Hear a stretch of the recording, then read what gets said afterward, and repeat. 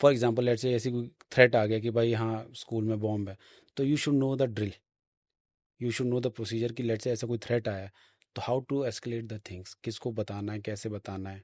ठीक है, let's say कोई बंदा, लेट्स से कि नितिन को कोई थ्रेट आया, नितिन उसको किसी थर्ड बंदे को बताएगा, पर नितिन ही एबसेंट है तो इस बंदे को पता होना चाहिए ये नहीं है, तो फिर ये किसको को बताएगा। हम्म। तो एक उस तरह का एसओपी भी सेट की जाती है, और प्रिवेंटिव मेजर्स भी बताए जाते हैं, भाई ये आपको करना है, पेरीमीटर सिक्योरिटी हो गया, आपको सर्विलेंस बढ़ाना है। ठीक है, और आपको कुछ लोग रखने हैं ताकि वो थोड़ा वॉच रख सकें। हम्म। ठीक है, कुछ मतलब थोड़ा आसपास अपना देखते रहें उस तरीके से। तो इस हम्म। तरीके है। बाकी आपको जैसे प्रॉपर आई कार्ड्स वगैरह हो गए, जो भी आपके लोग हैं जो स्कूल में जो बाहर का स्टाफ आता है उनका बैकग्राउंड चेक होता रहना चाहिए। ऐसा नहीं कि एक बार हायर कर लिया भूल गए आप, तो उनका भी बैकग्राउंड चेक चलता रहना चाहिए। हम्म।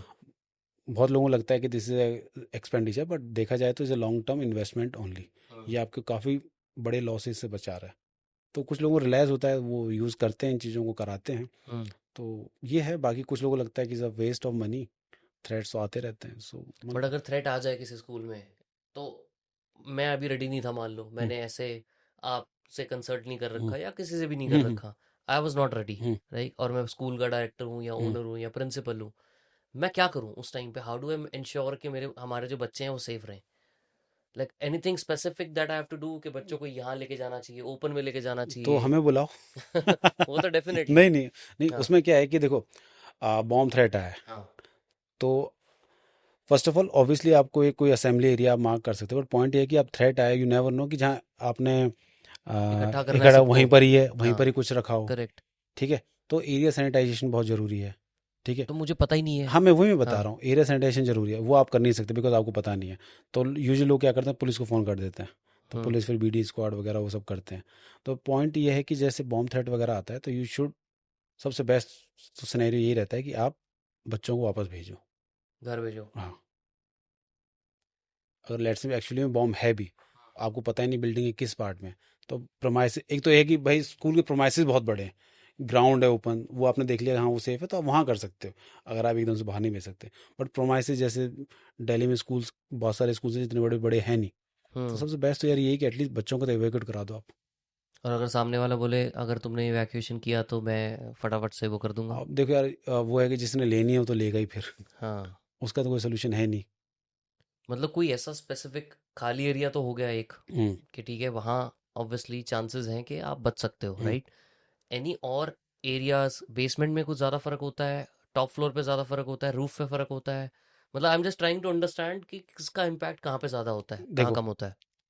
बिल्डिंग के अंदर हमेशा ही खतरा रहेगा, चाहे कोई भी पार्ट हो बिल्डिंग कोई का, पार्ट हो। कोई भी फ्लोर अब हो। यू नेवर नो कि एक्सप्लोसिव कितने इम्पैक्ट वाला है। हम्म। लेट से आपने बोला कि बेसमेंट में चले जाते हैं, ठीक है, बेसमेंट में कर दिया, और लेट से कि फॉर एग्जांपल 5 माले की बिल्डिंग है, तो आपने फिफ्थ फ्लोर पे एक्सप्लोसिव लगा रखा है, और पूरा जब वो एक्सप्लोसिव फटा, ऊपर सारा ही बिल्डिंग आ पूरी गया। है तो नीचे दब जाएगा। करेक्ट। ठीक है, लेट से आपने कहा कि मैं छत के ऊपर बिठा देता हूँ, एक्सप्लोसिव लगा हुआ 5वें माले पे, नीचे आएगा, नहीं, फिर भी फिर आएगा। भी खतरा है।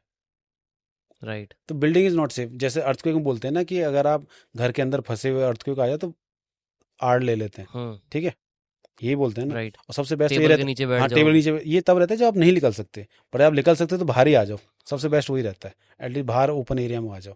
करेक्ट। तो ये है। राइट।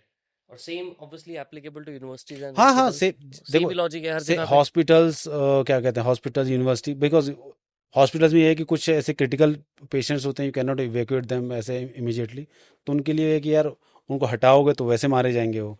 बट एटलीस्ट ये है कि जिन लोगों को इवैक्यूएट कर सकते हैं जिससे कम से कम कैजुअलिटी हो, तो उसकी भी अलग अलग ड्रिल्स हैं, तो वो भी मतलब by seeing the location, by seeing the threat perception, कैसा एरिया उसके ऊपर, मतलब आई जो मैंने आपको बताया एक जनरल बताया, वो लोकेशन, बिल्डिंग, इंफ्रा, वो सबको देख के डिपेंड करता है कि वो कैसे हमें वो चीज़ों को काउंटर करना क्या प्लानिंग करनी है। है, एग्जैक्टली क्या वो, चीज़ें, there is no, surveillance equipment क्या यूज़ मतलब होंगे। ऐसे कोई स्टैंडर्ड वो नहीं है कि ये लो दवाई है उससे ठीक हो, ऐसा नहीं है। हाँ, समझ वो दैट गया। Is very location, threat and किस तरह का इंफ्रा है, उसके बहुत सारी फैक्टर्स के ऊपर डिपेंड रहता है उसका। और ये सेम ऑब्वियसली आपका एक्सपीरियंस वहाँ काम आता था, वहाँ से आया जब आप खुद वीआईपी सिक्योरिटी करते थे, राइट राइट राइट। राइट? आपने कितने किस किस लोगों की की है वीआईपी सिक्योरिटी? 5-6 लोग थे, जैसे I start with our defence minister, फिर हमारे UP CM, defence minister of that time? है ना, अभी भी वही हैं, अच्छा, अभी अभी वही है। राजनाथ सिंह जी हैं। उन्हीं का कर रहे थे हाँ आप? उन्हीं हाँ। का था, फिर योगी जी थे, मायावती जी भी थी, और एक छोटा सा अखिलेश यादव जी के साथ भी था, और लेट मुलायम सिंह यादव जी थे। हम्म। हाँ तो इनके साथ आप क्लोज एकदम उनके सिक्योरिटी डिटेल में होते थे आप? हाँ। अच्छा। तो जो हमारी टीम थी जो घेर के चलती है, हाँ टीम घेर के चलती है, मैं पीछे चलता हूँ ताकि I so that I can look at the bigger picture.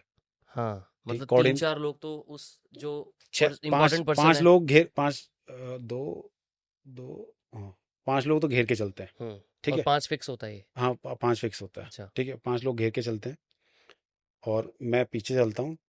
और ये कोर होता है। ठीक है, इसके बाद फिर सिविल पुलिस का लेयर होता है, फिर और भी लेयर्स होते हैं। हुँ। तो उस तरीके से रहता है। अच्छा। और भाई ये ब्लैक चश्मा क्यों पहनते हैं? ब्लैक चश्मा इसलिए ताकि आ, आप चीज़ों को ऑब्जर्व कर सकें। लेकिन सामने वाला आपको ना कर सके, हाँ, ऐसा? ये भी है, और दूसरा आप थोड़े अच्छे भी लगें। हाँ, ये भी पार्ट होता है? नहीं, ये मैं अपना बता रहा हूँ।